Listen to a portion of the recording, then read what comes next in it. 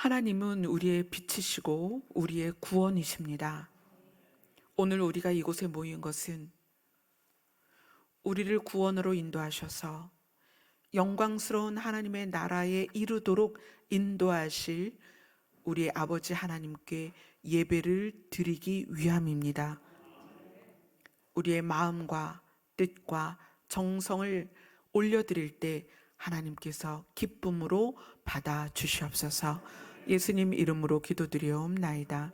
아멘. 아멘. 혹시 성찬식을 위한 성찬 도구, 성찬기가 필요하신 분들은 교회로 신청을 해주시면 감사하겠습니다. 아까 찬양을 부르면서 우리 뒤에 우리 새 아이들이 찬양을 부르는데 사실 3명밖에 안 되잖아요. 우리 여자아이들 셋이서 모든 어른들의 소리를 뚫고 그 찬양 소리가 제 귀에 들리는 거예요. 얼마나 그 찬양 소리가 예쁘고 하나님께서 보실 때 그럴 것 같아요. 저 아이들의 찬양을 하나님께서 얼마나 기뻐하실까. 그래서 저도 찬양을 부르면서 너무 감사했어요. 오늘 말씀 에베소서로 갑니다. 신약성경 에베소서 4장입니다.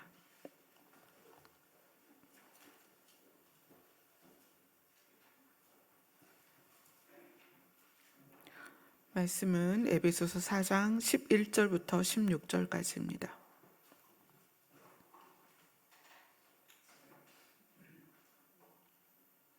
같이 읽겠습니다. 시작.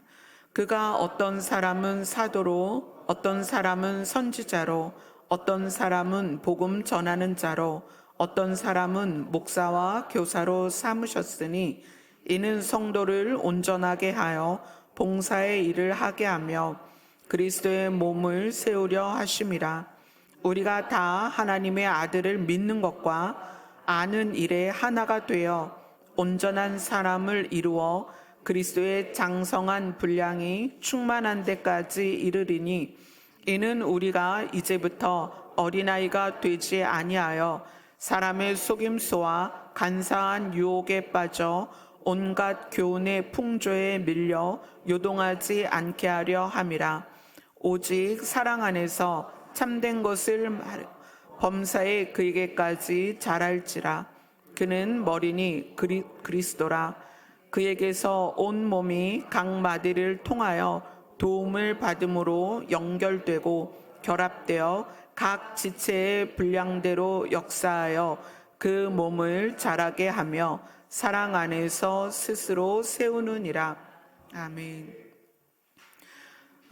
지금 몇 주 동안 이 짧은 본문 안에서 성도로서 하나님의 아들을 믿는, 그리고 하나님의 아들을 아는 것에 연합되어진 우리 성도라는 이름으로 불려진 우리의 마음을 어떻게 작동시켜서 그 마음이 어떻게 흘러가야 될지 그 부분을 이제 요목조목 알아보고 있죠.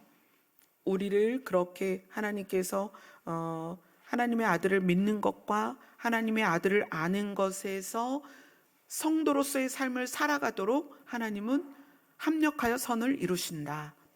그리고 우리는 그것을 바탕으로 해서 독립적으로 서 나가야 된다. 그런데 우리 성도의 마음을 작동시키는 원리 중에 굉장히 중요한 부분이 뭐냐면 오늘 읽은 말씀 중에 15절입니다. 본문 15절을 다시 한번 읽겠습니다. 시작.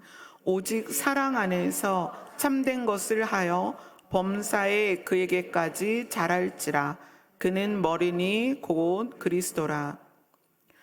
참된 것을 하여 이렇게 표현되어 있는데 이것은 다른 성경에서는 참된 것을 삶으로 드러내며 또 다른 해석본에서는 진리를 말하며 이렇게 표현이 되어 있어요. 그러니까 참된 것을 한다는 것은 성도가 참된 것을 한다는 것은 성도가 참된 생활을 하는 것이고 그 다음에 진리를 말하는 것입니다. 그럼 이 참된 것을 한다는 것은 우리가 이제 하나님을 믿게 됐어요. 하나님을 믿게 되고 교회를 다니다 보니까 예배도 드리고 또 교육도 받고 말씀도 듣게 됐어요.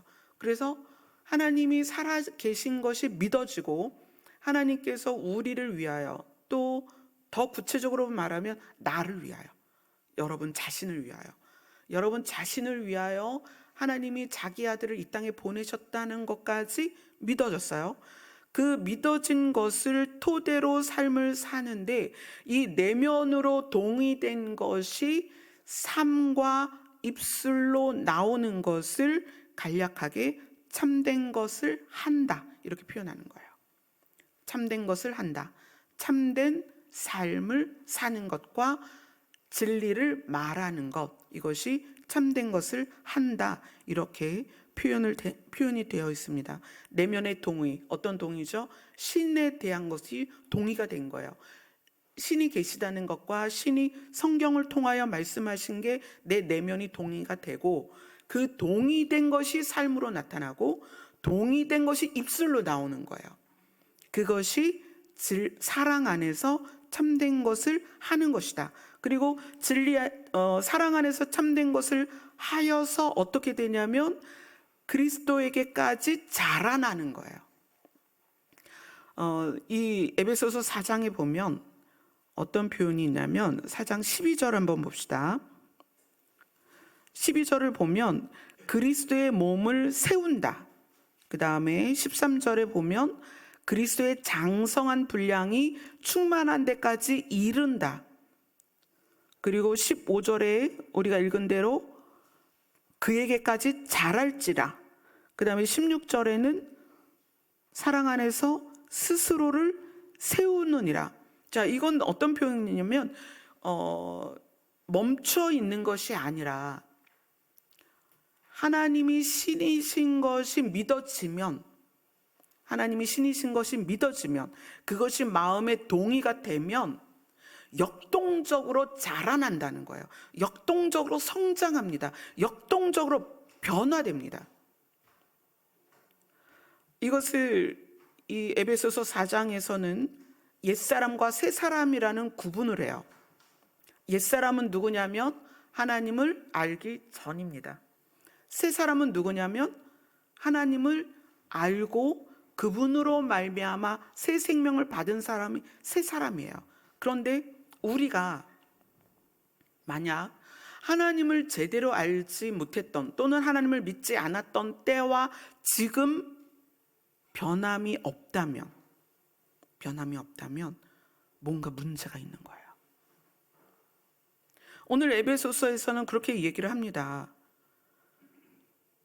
너희는 그리스도의 몸을 세우게 될 거고 온전한 사람을 이루어서 그리스도의 장성한 분량까지 이르게 될 거고 또 그리스도에게까지 자라게 될 거고 또 스스로를 세우게 된다. 이건 굉장히 역동적인 변화를 말하는 거거든요. 하나님을 알게 되면 달라져야 됩니다. 이것은 신이 내 안에 있는 것과 없는 것의 차이가 분명히 있어야 된다는 거예요. 분명히. 신을 내 안에 모셨다면 그건 표가 나야 되는 거예요. 어떻게? 삶과 언어로 표현이 된다는 거예요. 그래서 성경이 그렇게 말하죠. 너희 안에 있는 것이 뭘로 나온다? 입으로 나온다. 신이 우리 안에 있다면 그 신이 우리 입으로 나와야 되는 거예요. 신이 우리 안에 있다면 삶이 그렇게 나와야 되는 거예요. 그런데 신을 내 안에 모셨음에도 불구하고 우리가 역동적으로 변화되지 못하고 있다면 문제를 찾아야 되는 거예요. 왜 나는 아직 변하고 있지 않을까? 나는 분명히 하나님을 믿은 지가 30년 됐고 50년 됐는데 나는 왜 여전히 부족감을 느끼고 여전히 열등감을 느끼고 여전히 패배적이고 여전히 분노하고 여전히 화를 내며 여전히 거짓말하고 여전히 사기치며 그렇잖아요. 지금 넷플릭스에서 이단들에 대하여 조목조목 따지고 있습니다. 그것이 사실은 양날의 검이에요. 이단을 조목조목 따지다 보니까 이단 안에 있는 사람들이 본인들을 발견할 수 있는 좋은 기회이기도 하고, 또 기존 우리 교회에 다니는 사람들이 이단을 분별할 수도 있지만, 양날의 검이라는 것은 또 다른 면에서는 모든 세상의 눈이 하나님의 이름을 부르는 사람들을 왜곡되게 보기 시작했다는 거예요. 앞으로 더 할 것입니다. 지금 신천지는 이미 2, 3년 전부터 코로나와 함께 막 드러났잖아요. 신천지는 이제 JMS 드러났죠. 뭐 아가동산이라는 거 드러났죠. 앞으로 이제 몇 차례 쭉 나올 거예요. 반드시 이단은 드러나야 하지만 그것에 의하여 하나님을 아버지라 부르는 우리 모두에게 세상은 색안경을 끼고 볼 것입니다. 교회 다니는 것들, 개독교 이러면서 하나님을 아버지라 부르는 우리조차도 이제는 그들과 싸잡아서 잘못된 사람으로 인식되고 있다는 거예요. 그렇기 때문에 우리가 참된 것을 말하는 것과 참된 것을 삶으로 살아내는 것이 그 어느 때보다도 중요하다는 거예요. 왜 우리는 그렇게 오래 믿었음에도 불구하고 변화가 되지 않고 있을까요? 에베소서 4장 25절부터 32절까지 한번 보겠습니다. 25절부터 32절까지 같이 읽습니다. 시작. 그런즉 거짓을 버리고 각각 그 이웃과 더불어 참된 것을 말하라. 이는 우리가 서로 지체가 됨이라. 분을 내어도 죄를 짓지 말며 해가 지도록 분을 품지 말라. 마귀에게 틈을 주지 말라. 도둑질하는 자는 다시 도둑질하지 말고 돌이켜 가난한 자에게 구제할 수 있도록 자기 손으로 수고하여 선한 일을 하라. 무릇 더러운 말은 너희 입 밖에도 내지 말고 오직 덕을 세우는 데 소용되는 대로 선한 말을 하여 듣는 자들에게 은혜를 끼치게 하라. 하나님의 성령을 근심하게 하지 말라. 그 안에서 너희가 구원의 날까지 인치심을 받았느니라. 너희는 모든 악독과 노함과 분냄과 떠드는 것과 비방하는 것을 모든 악의와 함께 버리고 서로 친절하게 하며 불쌍히 여기며 서로 용서하기를 하나님이 그리스도 안에서 너희를 용서하심과 같이 하라. 25절에서 32절까지는 참된 것을 말하는 것, 즉 진리를 말하는 것에 대해서 설명을 해주고 있어요. 그런데 진리를 말하는 것에 대해서 어떤 부분을 설명을 하냐면, 자, 진리를 말한다라고 한다면 진리의 내용이 있을 것이고 말하는 방법이 있을 거예요. 그렇죠? 진리의 내용, 말하는 방법. 그런데 25절에서 32절까지는 뭐에 중점을 뒀냐면 진리를 말하는 방법에 대해서 이야기를 하고 있어요. 자, 진리는 뭐예요? 절대로 변할 수 없는 진리가 뭐냐면 하나님이 신이시다는 거예요. 신이 존재하고 신이 실제로 있는데 그 신이 누구냐면 하나님이시다. 거기서부터 시작되는 이제 여러 가지 내용이 있죠. 그 하나님이 나를 사랑하셔서, 여러분 각자를 사랑하셔서 아들을 이 땅에 보내셨고 그 아들을 통해서 우리의 죄의 값을 치르셨고, 그래서 죄로 말미암는 사망으로 들어가지 않도록 우리를 살리셨고, 그 최종 목적지가 하나님의 나라죠. 우리를 하나님의 나라까지 이끄시는 것이 우리가 가지고 있는 가장 분명한 진리입니다. 우리가 학교에서 배운 내용이나 우리가 경험한 지식들은 바뀌고 변화되고 또 내용이 나중에 그게 아니었어 이럴 수 있어요. 그러나 하나님이 신이신 것과 그분이 우리를 사랑하시는 것과 그래서 우리를 살리기 위해서 자기 아들을 이 땅에 보내신 것과 그분이 우리의 죄 값을 치르신 것과 그것으로 말미암아 우리가 다시 살게 됐고 다시 살게 된 것이 하나님의 나라에 적용되어서 우리가 하나님의 나라까지 갈 수 있다는 것이 영원 불변의 진리입니다. 이것이 우리의 말로 나와야 돼요. 이것이 내 안에 동의가 돼야 되고 동의가 됐다면 이것이 나와야 됩니다. 그런데 이 진리를 말하는 것에 있어서 내용보다도 지금 무슨 얘기를 하냐면 태도를 얘기하는 거예요.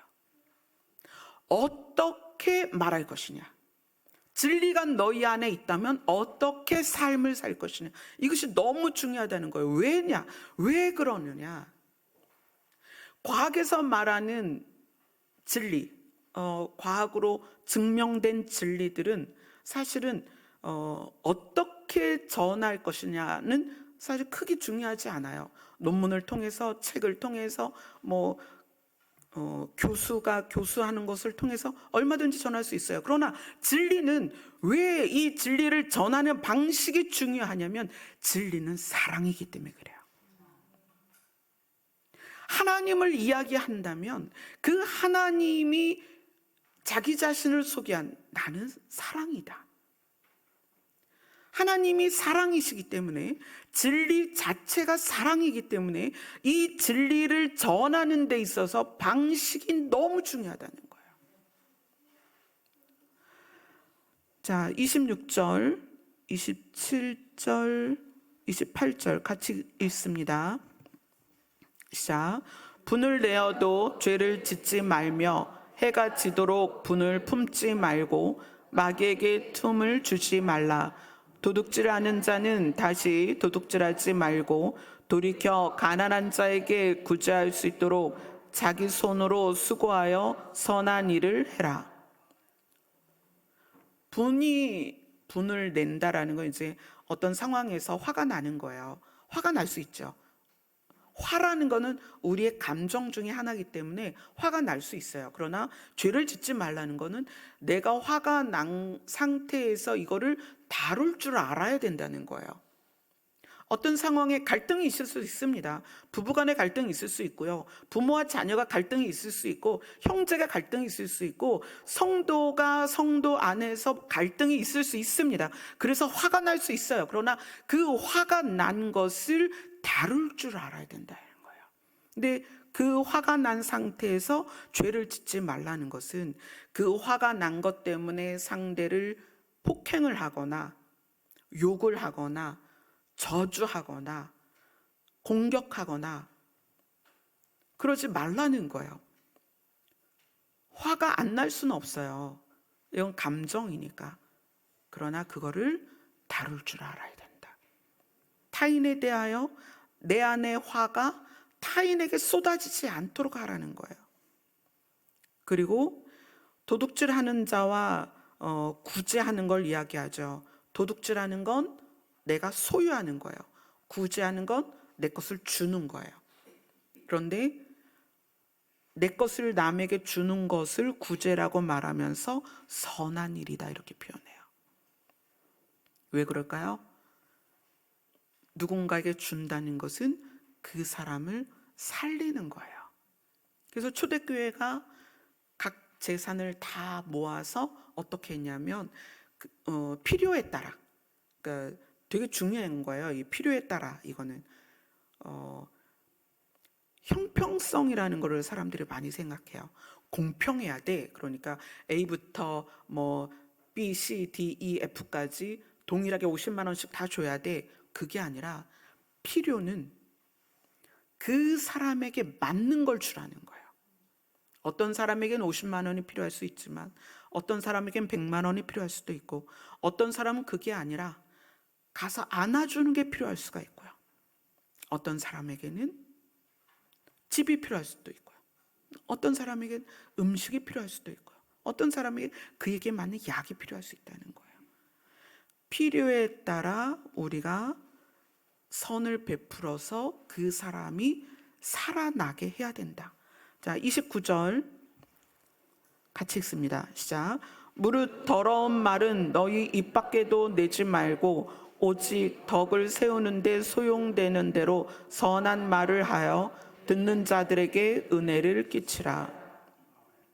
구제로서 선한 일을 하고 그 다음에 선한 말을 해서 은혜를 끼쳐라. 선한 말. 무슨 말이겠어요? 상대를 살리는 말이에요. 보통 그러잖아요. 아이들이 이제 실수도 하고 때로는 실수라기보다는 분명히 이거 하면 안 되는 줄 알면서도 아이들이 또 잘못할 때가 있어요. 근데 그때 우리가 부모로서 또는 어른으로서 아이들에게 막 그렇게 막 말할 수 있잖아요. 너 커서 뭐가 될래? 너 머리에 뭐가 들었니? 막 이래가면서 너 바보 아니냐?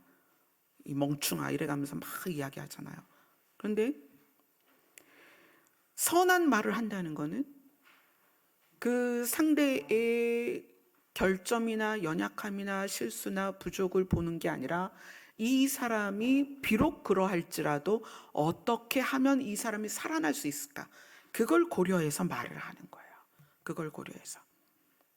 그래서 덕을 세우는데 소용되는 대로 선한 말을 하여 듣는 자들에게 은혜를 끼쳐라. 자, 지금 이게 무슨 얘기냐면 우리가 일상을 살면서 윤리적이고 도덕적인 어떤 그런 삶을 살아라 그것이 아니라 하나님이 신이신 것이 내 입에서 나오기 위해서는 내 삶이 동일하게 삶 자체가 언어 자체가 선을 추구해야 된다는 거예요. 자, 30절을 읽겠습니다. 시작. 하나님의 성령을 근심하게 하지 말라. 그 안에서 너희가 구원의 날까지 인치심을 받았느니라. 지금 진리를 말하는 것에 대해서 참된 것을 말하고 참된 것을 삶으로 살아내는 태도에 대하여 32절까지 말하고 있는데 그 중간에 잠깐 뭔가를 짚고 넘어가는 거예요.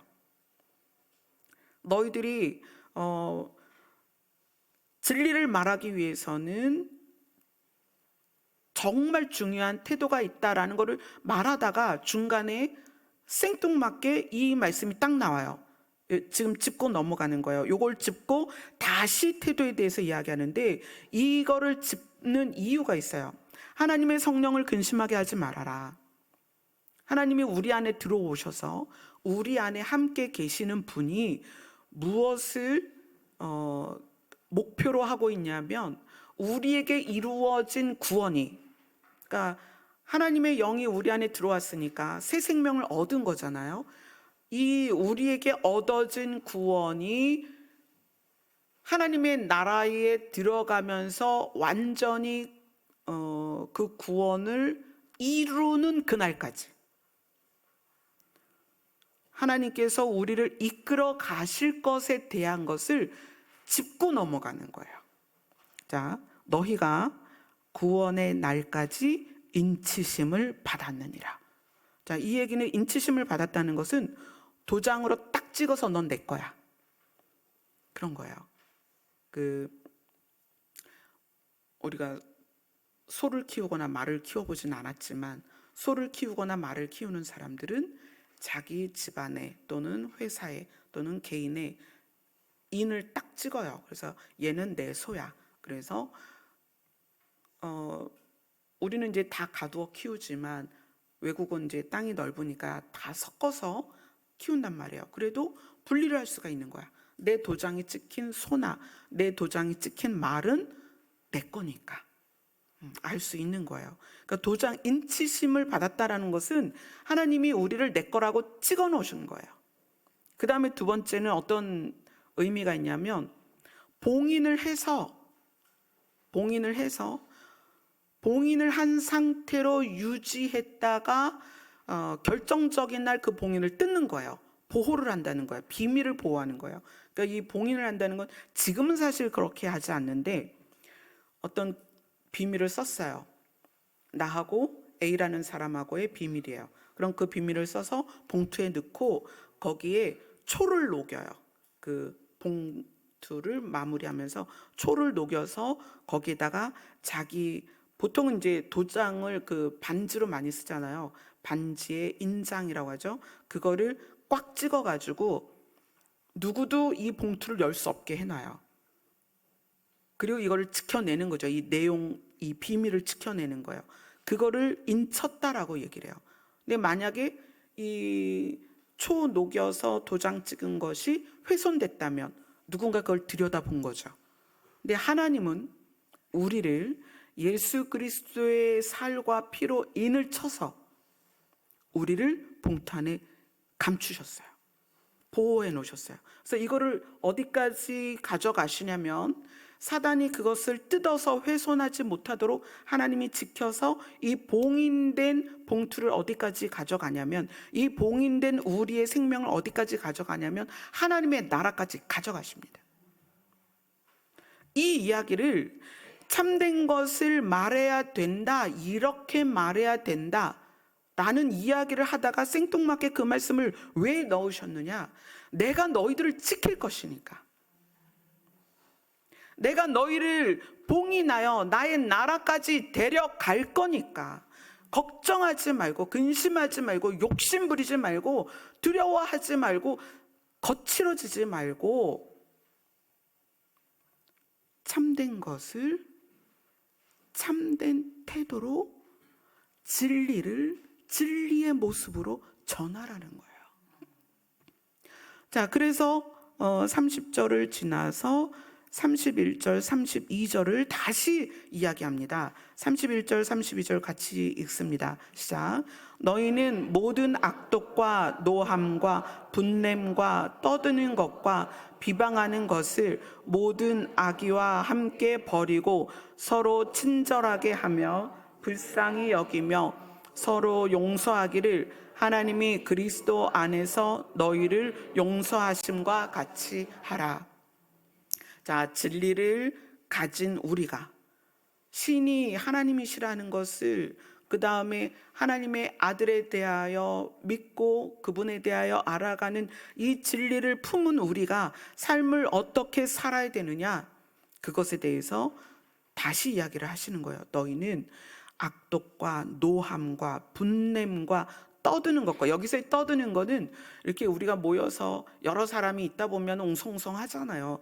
이런 떠듦이 아니고 분노에 의하여 소리를 지르는 걸 말하는 거예요.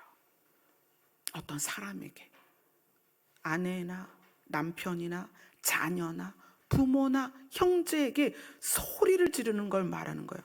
이 분을 내어도 죄를 짓지 말아라 그러는데, 화가 났는데 이 화를 다스리지 않고 이거를 소리 질러서 상대방에게 퍼붓는 거예요. 이것이 떠드는 것이에요. 근데 그냥 떠들어요? 비방하잖아요. 그냥 소리를 지르는 것이 아니라 상대를 비방합니다.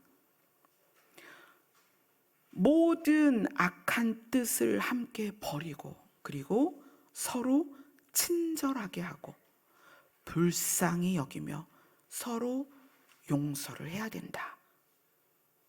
하나님이 그리스도 안에서 너희를 용서하심 같이. 예수님이 우리의 죄의 값을 치르신 거는 우리의 모든 것의 값을 치르신 거예요. 우리의 모든 것이 뭘까요? 미워하고 질투하고 비방하고 판단하고 저주하고 소리 지르는 이 우리의 모든 것, 시기하고 이 분냄이 밖으로 나와서 화를 퍼붓던 우리의 모든 것을 하나님은 예수 그리스도 때문에 우리의 이 모든 것을 용서하셨다.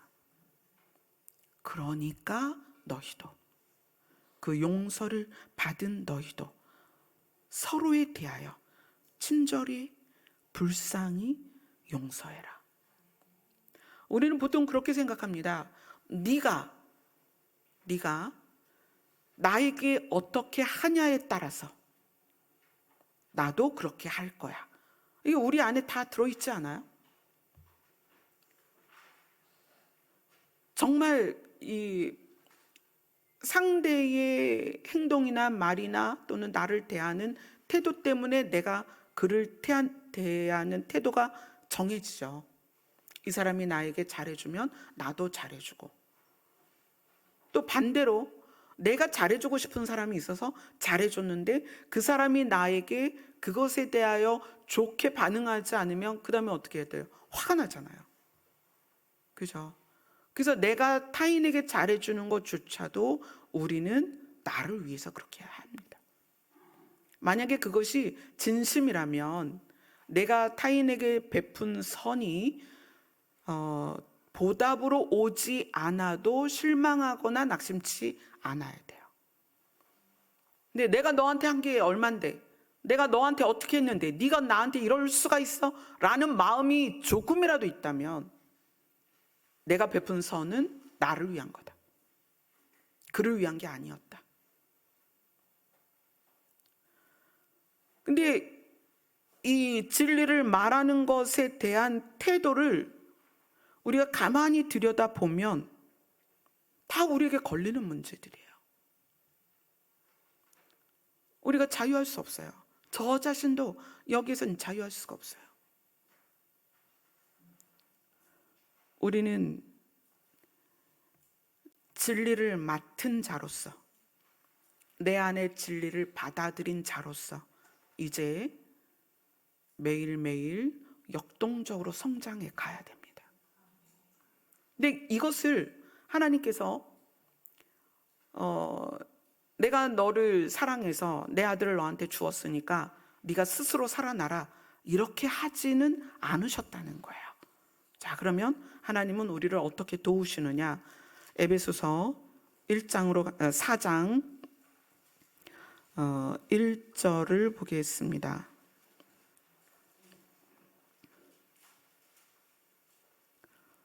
에베소서 4장 1절 같이 읽습니다. 시작. 그러므로 주 안에서 갇힌 내가 너희를 권하노니 너희가 부르심을 받은 일에 합당하게 행하여, 그 다음에 4절입니다. 시작. 몸이 하나요 성령도 한 분이시니 이와 같이 너희가 부르심의 한 소망 안에서 부르심을 받았느니라. 자, 우리가 지금 계속 에베소서 4장을 읽고 있는데 4장을 시작하는 부분에서 하나님이 우리를 또는 누군가를 부르셨다라는 것을 지금 3번을 말하고 있어요. 너희가 부르심을 받은 일에 합당하게 행하고 너희가 부르심의 한 소망 안에서 부르심을 받았느니라. 이게 부르심에 대한 이야기가 4장을 시작하는 내용이에요. 도대체 이 부르심이라는 게 무엇일까요? 자, 4장 11절로 갑니다. 4장 11절, 오늘 우리가 읽은 본문의 시작입니다. 시작.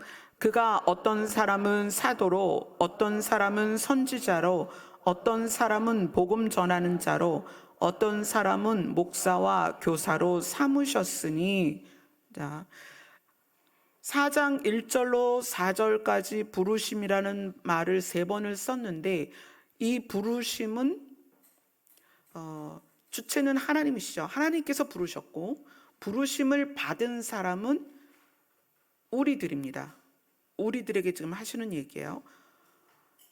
그런데 이 부르심에는 굉장히 다양한 것들이 있다. 어떤 사람은 사도, 어떤 사람은 선지자, 어떤 사람은 복음 전하는 자, 어떤 사람은 목사, 어떤 사람은 교사로 삼았는데 왜 이렇게 하나님이 다양한 부르심으로 우리를 불렀냐 하면, 왜냐하면 12절을 같이 읽습니다. 시작. 이는 성도를 온전하게 하여 봉사의 일을 하게 하며 그리스도의 몸을 세우려 하심이라. 하나님께서 많은 사람들을 각각의 모양대로 또는 직분대로 부르신 이유는, 부르셔서 세우신 이유는 성도를 이 성도라 하면 우리 모두가 포함된 거잖아요. 하나님의 아들을 믿는 것과 아는 일에 마음을 함께하는 우리 모두가 성도란 말이에요. 성도를 첫 번째는 온전하게 한다. 하나님께서 어떤 사역을 주시거나 사명을 주셔서 부르시는 이유는 성도 한 사람을 온전하게, 자기 자신이 온전하게 서도록 하기 위해서 그들을 부른 거다.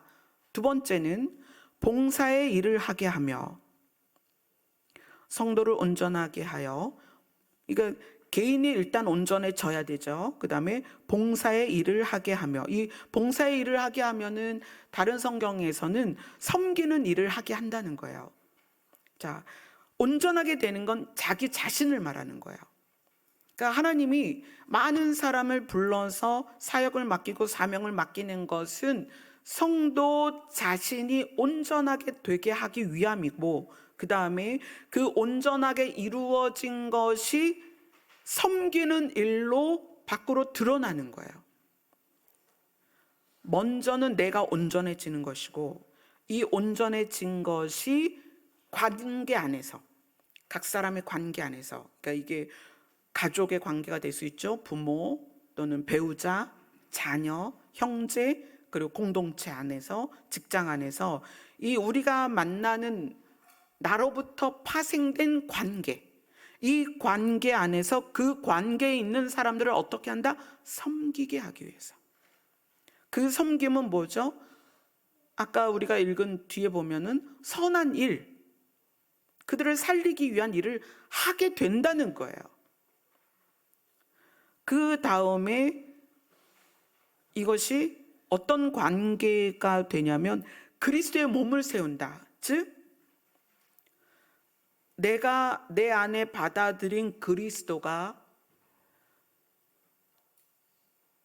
그 부르심에 의한 그 사역들로 인해서 그리스도의 몸을 구체적으로 이루어가는 거예요. 그러니까 예수님의 뜻이 땅에서 이루어지는 것과 내가 그 뜻에 합당하게 사는 것과 그것이 복음으로 전해져서 많은 사람들이 그리스도의 사람으로 사라지고 살아나고 또 사라지도록 하는 그런 모든 일들이 이루어진다는 거예요. 그러니까 하나님이 어떤 사람을 불러서 사명을 주거나 사역을 주셨을 때에는 그것을 통하여 성도 개인이 온전해지고, 그 다음에 사람 안에서의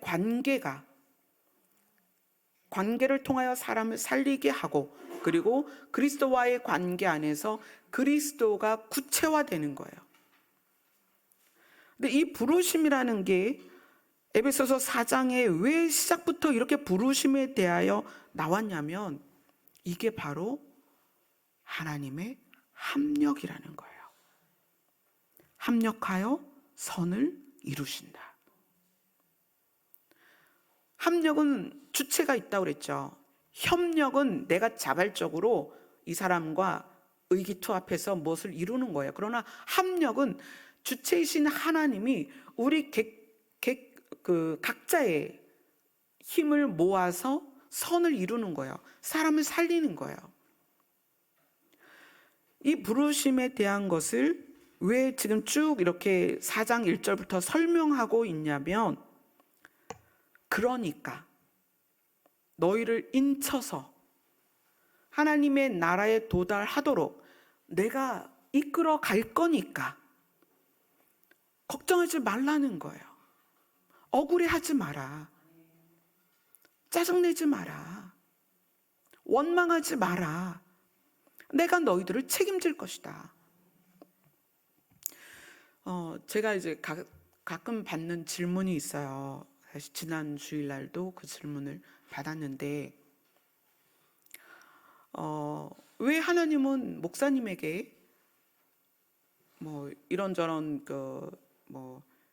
비밀도 알려주시고 또 미래에 대한 걸 이야기해 주시고 또 만나 주시고 또 보여주시고 그러느냐? 왜 하나님은 목사님을 특별히 더 사랑하시냐? 뭐 이런 질문들. 왜 나는 그렇게 되지 않느냐? 이런 질문들을 가끔 받아요. 그러니까 이제 그게 너무 부럽다. 나는 목사님이 하나님으로부터 음성을 듣거나 어떤 계시를 받거나 또는 비밀이 풀어지는 그런 것이 너무 부럽다. 이런 질문을 많이 받아요. 그래서 저는 그냥 그거에 대해서 깊이 생각을 해본 적이 없었어요. 그냥 어렸을 때부터 사실 영적인 부분들, 뭐 귀신을 보거나 또는 천사를 체험하거나 또는 내 몸에서 영이 빠져나가거나 뭐 이런 여러 가지 일들을 경험하는 데 있어서 왜라는 질문을 해본 적이 없어요, 사실은. 근데 이제 지난주에도 그 질문을 받고 사실 진지하게 하나님께 여쭈었어요. 저는 어렸을 때부터 사실은 참 귀신도 많이 체험하고 또 성령께서 하시는 것도 많이 체험하고 천사도 실제로 보고 막 이런 체험들이 있었는데 저는 왜 이런 일들이 있었을까요? 이렇게 질문을 했어요. 그것이 듣는 분들에게는 하나님께서 목사님을 특별히 사랑하는 것 같아라는 느낌을 받게 하니까 그것에 대해서 하나님께 질문을 했어요. 근데 하나님께서 아주 간결하게 딱 한마디로 말씀하셨어요. 사명 때문이다. 아, 그렇구나. 하나님이 저를 특별히 사랑해서도 아니고 제가 뭐 특별히 막 목이 쉬도록 목에 피가 나도록 기도해서도 아니고 제가 무슨 선을 베풀고 뭐 일을 잘해서도 아니에요. 하나님은 저에게 이 길을 가는 사명을 주신 거예요. 여기에서 부르심에 대한 이야기가 4장 1절부터 쭉 나오잖아요. 부르심. 하나님이 왜 너희를 불러서 이 일들을 맡겼는가? 성도를 세워주고 그들이 그리스도의 마음으로 삶으로 살게 되고 그리스도의 형태를 이루어가게 하기 위해서 너희를 불렀다. 그래서 돌이켜보니까 어렸을 때부터 사실 실제로 귀신도 많이 보고 천사도 보고 어떤 그런 소리들, 영적인 소리들도 듣고 뭐 이런 많은 체험들이 있었는데 저가 어떠해서, 그러니까 하나님이 저를 특별히 사랑하거나 또는 기도를 많이 하거나 뭐 하나님께 뭐 순종하거나 그런 결과가 아니고 그것 때문에 하나님이 그렇게 해주신 게 아니라 여러분을 위해서라는 거예요. 그래서 예전에 말씀하신 게 그래서 기억이 났어요. 이 강을 건너라. 이 강을 건너야 강 앞에서 이 강을 건너야 하는 사람들을 네가 도와줄 수 있다라고 말씀을 해주셨어요. 그런데 제가 그 강을 건너기 위해서 저 자신이 제 힘으로는 강을 건널 수 없으니까, 그러니까 하나님이 음성도 들려주시고 무엇인가 사인도 주시고 보여주시고 그러는 거예요. 저를 사랑해서가 아니라. 그럼 저는 왜 그렇게 부르셨을까? 왜 사명을 주셨을까? 바로 성도들을 위해서라는 거죠. 저에게는 하나님께서 목장견이라는 사명을 주셨어요. 자, 그럼 상상해 보세요. 하나님이 목자입니다. 목자. 하나님만이 목자이십니다. 하나님이 목자이고 우리 모두는 양이에요.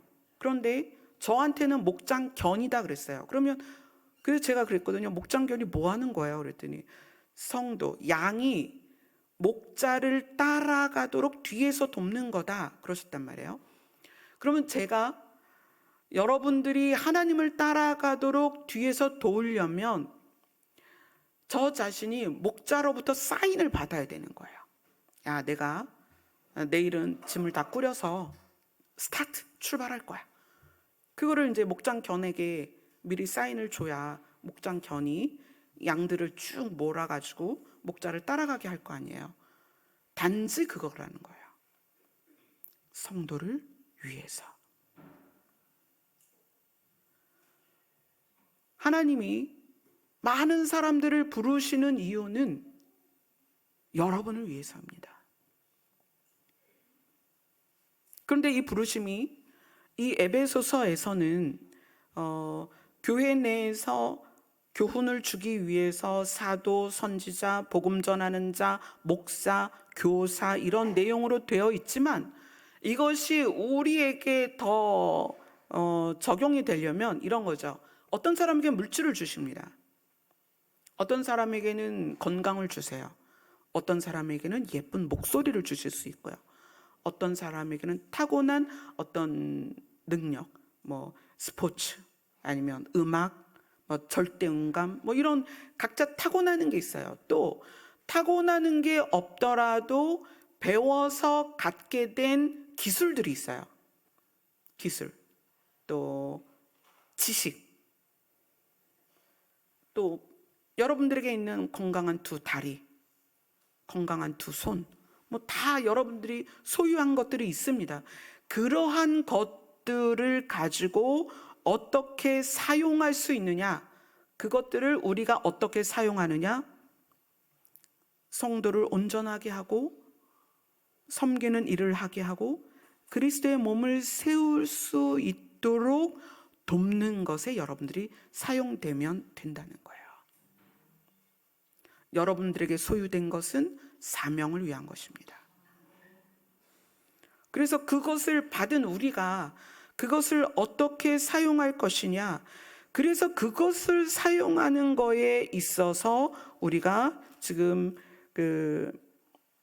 25절부터 32절 내용처럼 서로 친절하게 하고 불쌍히 여기고 서로 용서하면서 그렇게 인생을 우리가 또 받은 사명을 감당하라는 거예요. 이단들이 생기는 이유는 보통은 출발이 이런 거예요. 이단의 교주들은 보통 이렇게 말해요. 하나님이 나를 특별히 쓰신다. 하나님이 나에게 특별히 말씀하셨다. 그러니까 특별히 말씀하시고 특별히 만나주셨다는 것 때문에 일반 성도들이 그 사람을 주목하는 거예요. 그 다음에 어떻게 해요? 그러니까 내 말을 들어라 이렇게 하죠. 내 말을 들어라. 근데 내 말을 들어라에 어떤 내용들이 있어요? 내 말을 안 들으면 저주를 받고, 이곳에서 나가면 너희들이 저주를 받고.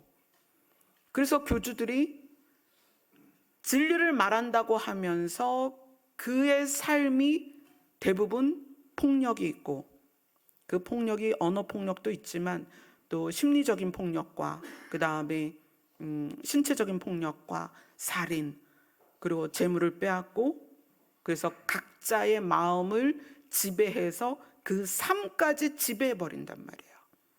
그럼 그들의 입에서 본인들이 진리를 말한다고 할지라도 삶이 그렇다면 그의 말이 진리가 아니라는 거예요.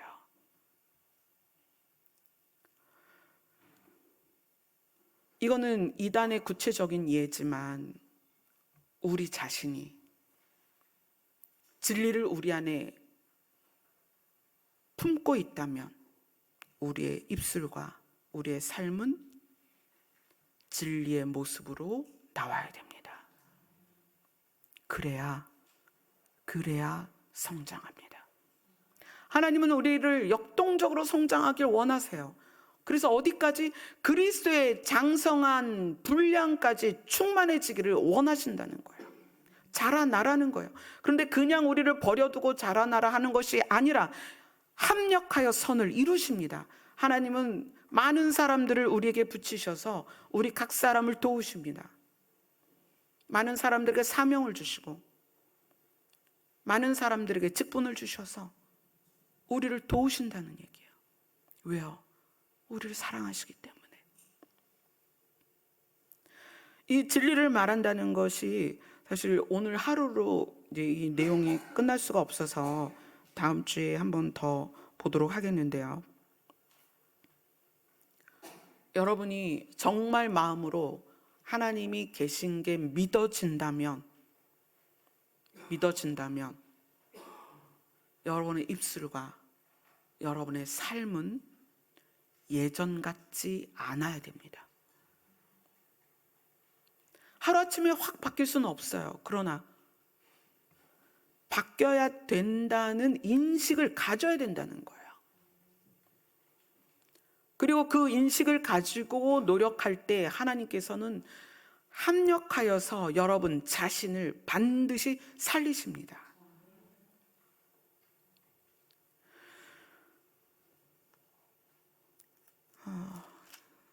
그 다음 부분은 다음 주에 같이 나누도록 하고요.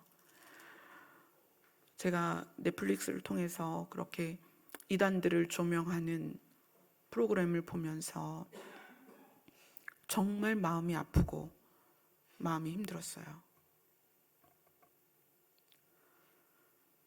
하나님은 신이십니다. 우리가 믿는 대상은 신이에요. 그런데 이단의 교주들이나 개교회 목회자들이 자기 자신을 특별하다고 생각해요. 하나님이 나를 택하셨어. 나에게 음성을 들려주시고 환상을 보여주시고 예언을 하시고 말씀을 풀어주시니까 나는 하나님과 특별한 관계야. 그러니까 너희는 내 말을 들어야 돼. 이렇게 심리적으로 지배를 한단 말이에요.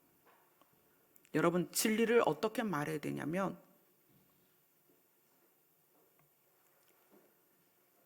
하나님은 한 분이신데 그분은 하늘에 계신 하나님이시다는 것을 여러분이 말할 수 있어야 돼요. 만약에 제가 예를 들어서 이제 저도 변할 수 있고 저도 타락할 수 있어요. 제가 만약에 타락한다면 이렇게 말할 거예요, 여러분들에게. 내가 어제 하나님의 음성을 들었는데 무슨 집사님 1,000만 원 헌금하지 않으면 앞으로 되는 일이 없을 거야. 아마 그렇게 말할 거예요. 어느 집사님 이사가도 우리 교회 꼭 나와야 돼. 우리 교회 안 나오면 저주받을 거야. 아마 제가 타락한다면 그렇게 말할 거예요. 제가 타락한다면 하나님이 이렇게 말씀하셨는데 이러면서 여러분들을 꼼짝 못하게 제가 지배하려 할 거예요. 위협하고 협박하고 두렵게 할 거라는 거예요. 여러분의 독립은 어떻게 드러나야 되느냐? 여러분의 진리를 말하는 건 어떻게 드러나야 되느냐? 아니요, 목사님. 저 이 교회 안 다녀도요. 하나님 저 사랑하세요. 그렇게 말할 수 있어야 된다는 거예요. 교회에서 막 돈을 요구할 때 아니요. 하나님은요. 이 세상을 다 가지신 분이에요. 하나님은 저한테 돈을 요구하지 않으세요. 말할 수 있어야 됩니다. 왜 이단들이 그렇게 번성할까요? 하나님을 모르는 것과 그 다음에 진리를 내 안에서 꺼내서 사용할 줄을 몰랐어요. 지배되는 거예요. 그들의 말에 지배되고 그들의 심리를 지배하고자 하는 의도에 말려 들어가는 거예요. 여러분 각자, 여러분 한 사람을 위해서 하나님이 성경을 주셨어요. 저는 음성을 못 들어요. 저는 환상을 본 적도 없어요. 당연하죠. 그럴 수 있습니다. 왜요? 그분에게는 그런 사명이 아니면 그렇게 안 들려주실 수도 있고 안 보여주실 수도 있어요. 그러나 성경은 그분에게 주신 거예요. 여러분 각자에게 성경을 주셨다고요. 이 성경이 뭐라고 말하냐면 내가 너를 사랑하고 내가 너를 살리기 위해서 내 아들을 주었다. 성경이 그걸 말하고 있다는 거예요. 그래서 부르심을 받아 사명을 감당하는 거에 있어서 교만하거나 자만하거나 폭력적이거나 위협적이거나 권위적이어서는 절대 안 된다는 거예요. 선으로서 선을 이루어 가야 됩니다. 아멘. 이것이 여러분의 삶 가운데서 여러분이 부모에게나 자녀에게나 형제에게나 복음이 전해지길 원하신다면 복음은 사랑으로 전달되는 것입니다. 아멘. 기도하겠습니다.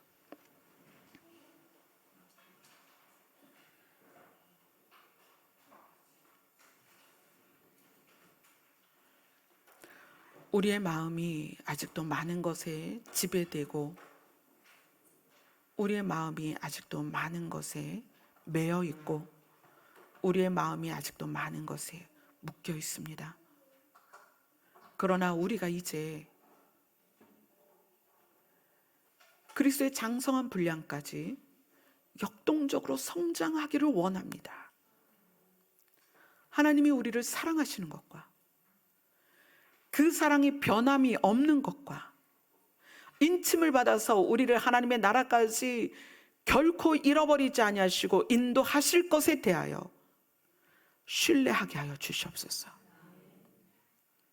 그리고 그 진리가 우리 안에서 우리의 입술을 통하여 우리의 삶을 통하여 선한 모습으로 증거되게 하여 주시옵소서. 예수님 이름으로 기도드리옵나이다. 아멘. 하나님의 사랑을 우리의 마음의 중심으로 고백하겠습니다.